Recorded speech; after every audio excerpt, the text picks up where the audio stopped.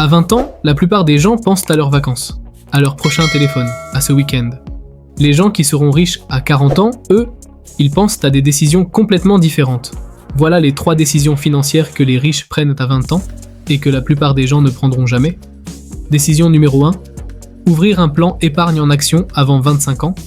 Le plan épargne en action, c'est un compte qui te permet d'investir en bourse avec une fiscalité très avantageuse.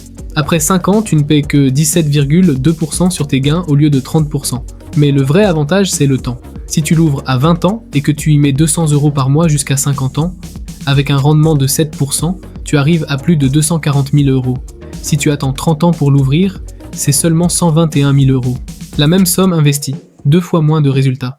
Décision numéro 2, ne pas acheter de voiture à crédit. À 20 ans, la tentation est forte. Une belle voiture pour montrer qu'on réussit. Mais un crédit voiture à 5% sur 5 ans pour 15 000 € coûte réellement 17 000 € avec les intérêts. Et la voiture vaut 8 000 € à la revente. Les riches à 20 ans roulent en occasion et ils investissent la différence. Décision numéro 3.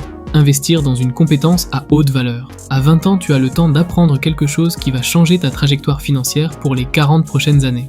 La vente, le code, la finance, le marketing digital, la négociation. Une compétence qui te fait gagner 500 € de plus par mois, c'est 6 000 € par an. Pendant 40 ans, c'est 240 000 € supplémentaires dans ta vie. Sans compter les investissements que tu pourras faire avec.